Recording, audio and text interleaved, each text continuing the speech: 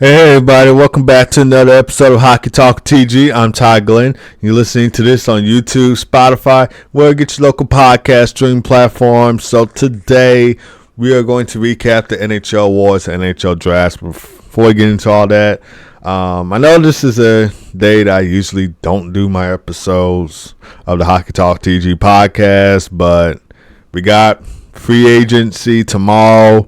Tomorrow's July the 1st, and it's free agency day, and I decided to wait until like maybe Tuesday or Wednesday to do a episode about free agency, and then just do an episode today and recap the NHL awards and drafts. Of course, the awards happen Thursday, and the draft is Friday. And of course, we got the Florida Panthers Stanley Cup parade going on, so if you're a Panthers fan, you're at the parade, maybe you can listen to this episode afterwards and stuff.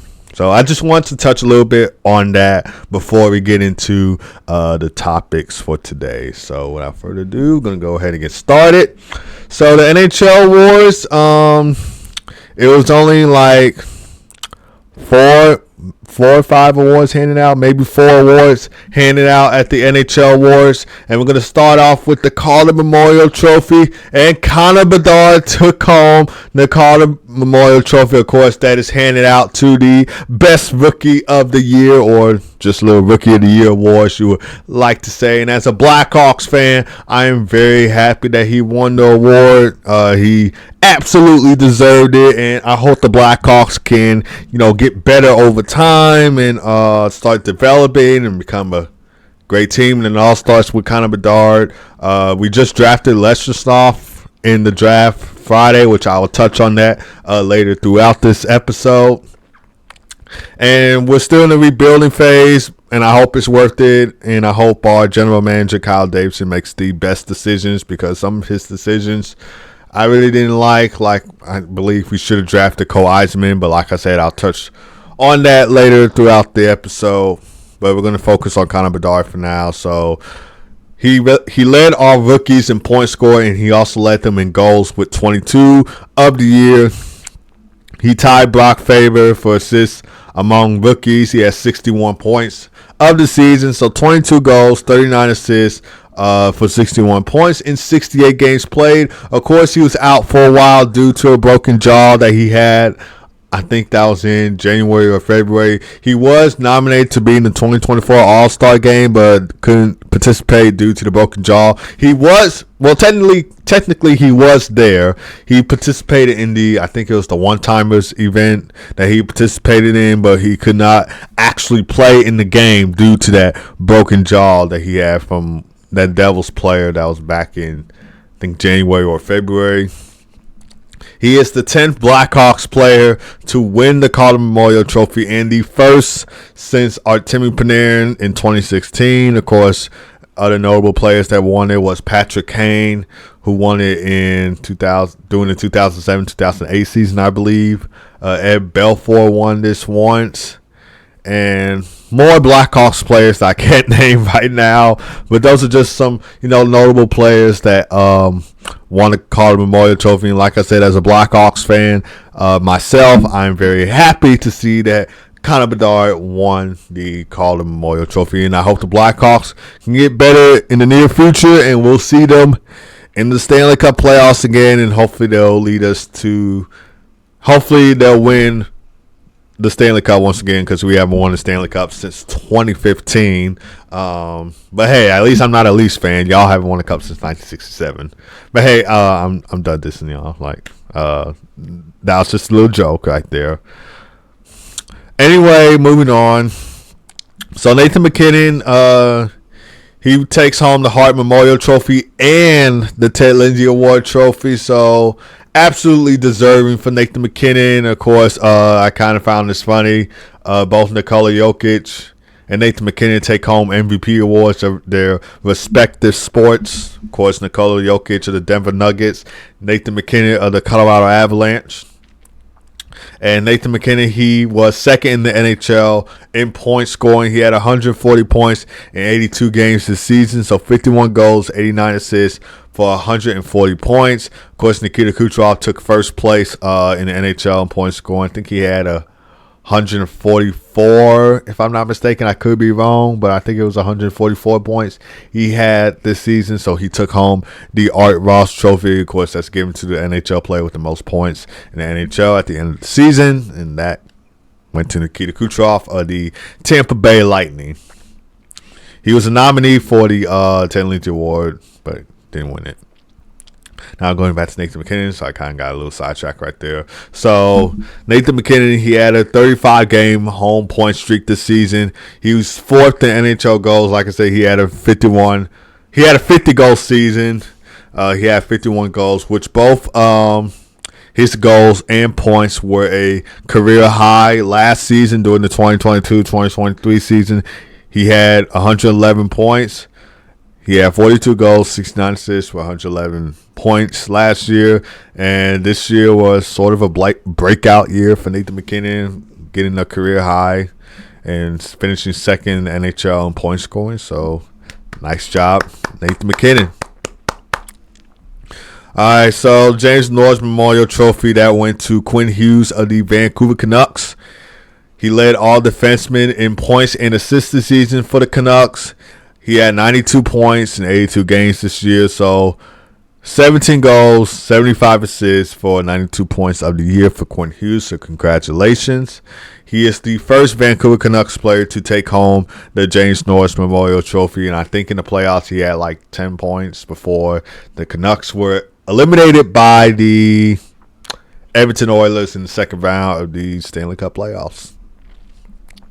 So the Vezina Trophy, Connor Hellebuck won it. This is the second time that Connor Hellebuck has won the Vezina Trophy. Of course, that's given out to the best, well, I don't know if it's true or not, but I'm going to interpret it. So this is handed out to basically the best goalie of the season.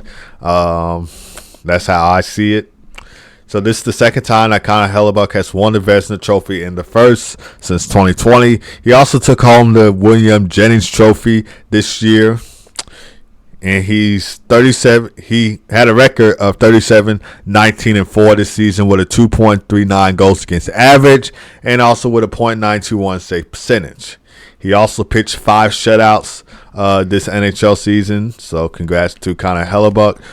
A great goalie to watch on the Winnipeg Jets, and despite being eliminated by Colorado Avalanche in the first round Stanley Cup playoffs this year, he is still one heck of a player to watch on the Winnipeg Jets. Now we're going to go into the NHL draft. I'm not going to talk about like the first round completely, but I'll just talk about some notable players that you guys may be familiar with that got drafted. So we're going to start off with Macklin Celebrini. This was a no-brainer. Gets drafted first overall to the San Jose Sharks. So everybody saw that coming. Didn't have a big reaction to it.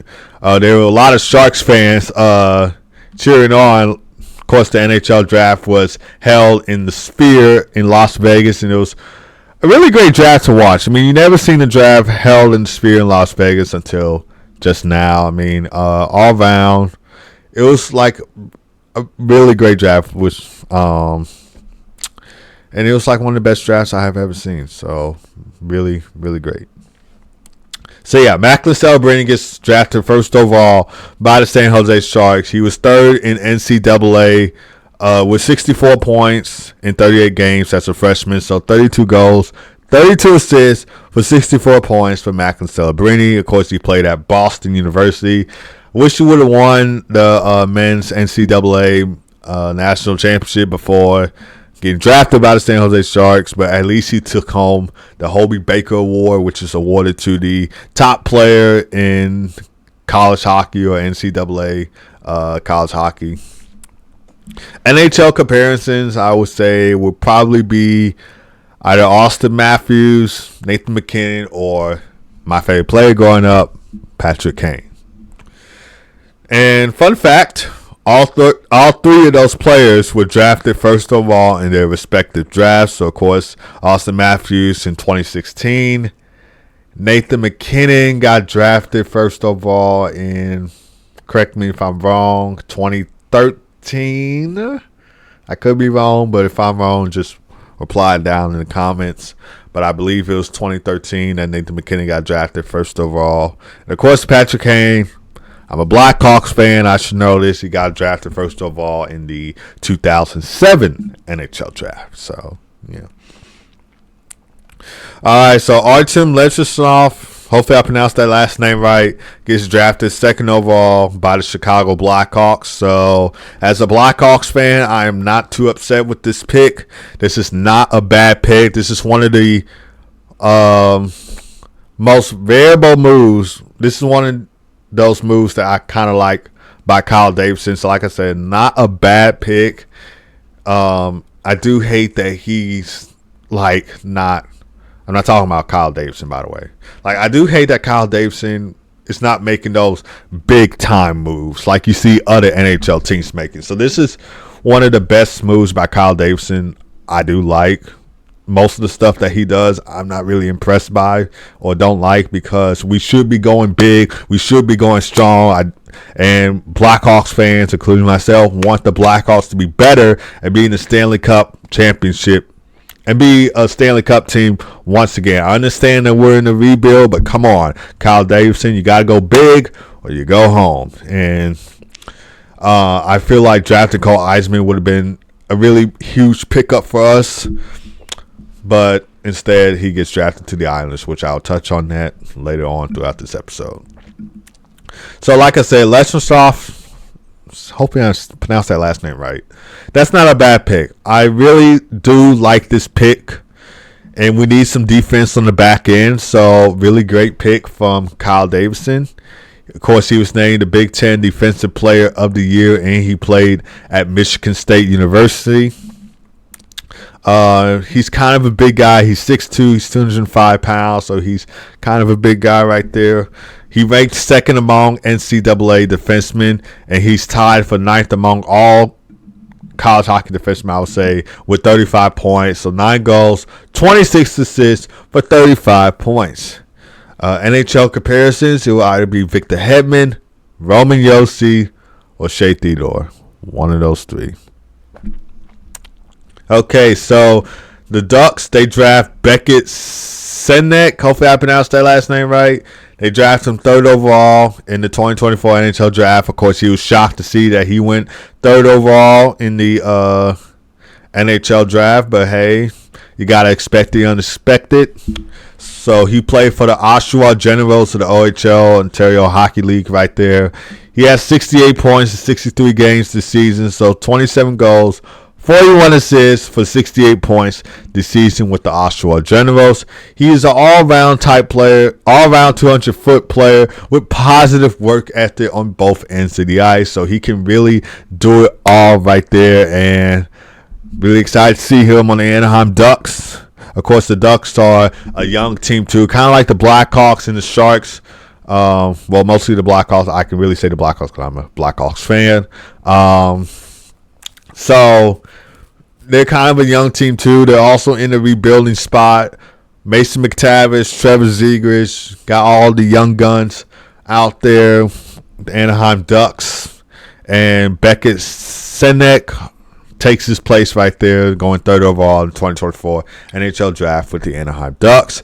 NHL comparisons, I would say, would probably be Patrice Bergeron, Ryan O'Reilly, of course, Jonathan Tage, and Alexander Barkov. And fun fact, all 4 of these players are Stanley Cup champions. I mean, they led their respective teams to the Stanley Cup. Of course, Patrice Bergeron did it in 2011. Ryan O'Reilly did it in 2019 with the Blues. Jonathan Tage did it in 2010, 2013, and 2015 with the Blackhawks. That was when we were a dynasty team right there. And, of course, Alexander Barkov did it this year with the Florida Panthers. And fun fact, Barkov is the first Finnish player to lead his team to the Stanley Cup. So all 4 of those players I just said are Stanley Cup champions, and they were team captains for their teams, and they led their respective teams to the Stanley Cup. So those are some great comparisons for Beckett Senek. Now we're going to get into Utah Hockey Club. So like I said, I wasn't really going to cover all the NHL draft. I'll just cover like some parts. So Utah Hockey Club, they drafted the first player in franchise history. It is T. Jaginla. Hopefully I pronounced that first name right. And some of you may know he is the son of Hockey Hall of Famer Jerome McGinley. And he has some very notable traits with his father, so he kind of plays like his father and stuff. He played with the Kelowna Rockets of the WHL, so of course the Western Hockey League right there. He led the Rockets this season with 47 goals and was second with 84 points. And like his father, he has strong offensive skills. He has a lot of physicality, so he can really bring that to Utah Hockey Club. Like I said, that is still a corny name for an NHL team. Hopefully they change it to something else before the season starts, because I really don't like that name. It's perfect for a middle school or high school hockey team, or even a college hockey team even. But for a professional team, I don't like that at all. Like, I really hate it. And it's such a corny name. So I really hope they change it before the season starts. So, yeah. And NHL comparisons, I would say, is his father, Jerome McGinley. Because, like I said, why not be compared to your father? I mean, your father played in the NHL. You're playing in the NHL, so why not have that comparable trait to his father, Jerome McGinley? And other NHL comparisons would be Gabriel Landeskog, Brady Tkachuk, and Milan Lucic. So, of course, he brings that physicality, and he's not afraid to mix it up either. So, can't wait to see what he does in the NHL in his first year. Now we're going to get into Cole Eiserman, which Kyle Davidson should have drafted instead of drafting that other player. I think the Blackhawks, after they were second overall, I think they were 18th, and Cole Eiserman was 20th overall in the draft. He got drafted by the Islanders, unfortunately. He should have went to the Blackhawks, but of course Kyle Davidson didn't draft him, of course. Like, I just don't know why he didn't draft him. Like, as a Blackhawks fan, I was hoping that he would draft Cole Eiserman, but of course he makes another stupid move right there, which some moves by Kyle Davidson I do like, and then the majority of them I really hate because he's not going big. If I was the GM for the Chicago Blackhawks, I'll be going big. I'll be taking the best players that is available right there, and Cole Eiserman was a great player to be drafted. I mean, we're rebuilding. We're trying to become a better team. We're trying to grow throughout each season. And so I really didn't like that Kyle Davidson did not draft Cole Eiserman. So I really think he should have drafted him. But he was projected to go 11th overall. He scored 58 goals in 57 games with USA's Hockey National Team Development with the U18 program. He became the program's all-time leader with 127 goals in 119 games, so he can really light it up right there. Kyle Davidson, you missed out on this. He has 17 points in 12 games, so 10 goals, 7 assists for 17 points in 12 games. And that was against NCAA D1 competition. He racked up 34 points in 24 games against some teams in the USHL. Of course, that stands for United States Hockey League. So 25 goals, 9 assists with 34 points right there. He had 11 points in 7 games to help the United States win silver medal in the World Juniors U18 Championship this year. So 9 goals, 2 assists for 11 points. He also has a great shot in his arsenals, and NHL comparisons will be, of course, Alex Ovechkin, Austin Matthews, Patrick Laine, and Rick Nash. Now we're going to touch on some trades that have happened. We're not going to go too deep into them, but we're just going to talk about some trades that has happened thus far, heading into free agency day tomorrow. So Jake Gensel, he was traded to the Tampa Bay Lightning by the Carolina Hurricanes for a third-round pick in the 2025 NHL Draft. He has 77 points this season in 67 regular season games with both the Carolina Hurricanes and Pittsburgh Penguins. And 25 of those points he had with the Hurricanes after being acquired by them at the trade deadline. So he was traded to the Carolina Hurricanes by the Pittsburgh Penguins at the trade deadline. He had 8 goals, 17 assists with the Carolina Hurricanes. So 25 points right there.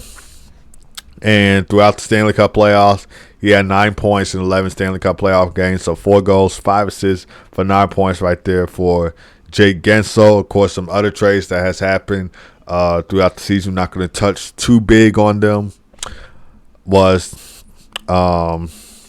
before I get into that, Tampa also traded defenseman Mikhail Sergachev to Utah Hockey Club and, of course, Tanner Jeannot to the LA Kings. So that was other trades that Tampa has made. Other trades throughout the season were Darcy Kemper. He was traded to the LA Kings by the Washington Capitals. And, of course, the Capitals got Pierre-Luc Dubois as well. Another trade that has happened was the Blackhawks getting Ilya Mikheyev and Sam Lafferty from the Vancouver Canucks. Of course, Sam Lafferty was on the team before. He's coming back to the Blackhawks. Another trade that has happened throughout the season so far. Can't really think of any other trade. I think Alexander Holtz. I'm not 100% sure on this, but I think he went to the Vegas Golden Knights. So lots of big names being moved around during this NHL offseason. So that was just some trades I wanted to touch on to let you guys know if you didn't know already. Anyway, that is going to do it for this podcast. Well, that's going to do it for this episode. Kind of stuttering a little bit, but thank you guys for tuning in. As always, I know this was kind of an off day. Usually I don't do my episodes on the weekend. Usually the Hockey Talk with TG podcast, you haven't been following it, airs every Monday, Wednesday, and Friday from 10:30 to 11, but this was kind of an off day. I just wanted to do an episode with you guys today since free agency is tomorrow, and I might put out an episode. Well, not might. I am going to put out an episode either Tuesday or Wednesday to recap free agency day as we continue to go throughout this offseason. If you're watching this on YouTube, make sure you follow the playlist NHL Offseason Talk with TG. Of course, I'm going to be talking about some things that are happening during this NHL offseason. Of course, hockey doesn't start back until October, and we all still want to hear some news that's going around hockey or the NHL in general. So make sure you follow that playlist. But anyway, hope you guys have a great rest of your day. God first as always. Be blessed. I'll see you guys Tuesday to recap free agency day tomorrow. Friday is the 4th of July, so there will be no episode Friday because it's the 4th of July. Of course, tomorrow is July 1st. Well, it's 4th of July. No. I think Thursday's 4th of July. Thursday's the 4th of July. So, yeah, Friday we could do an episode as well. I thought Friday would be the 4th of July, but tomorrow is July 1st, so... yeah. So yeah, hope you guys have a great rest of your day. Like I said, God first as always. Be blessed. I'll see you guys Tuesday. Or probably Monday. Tuesday. Sorry.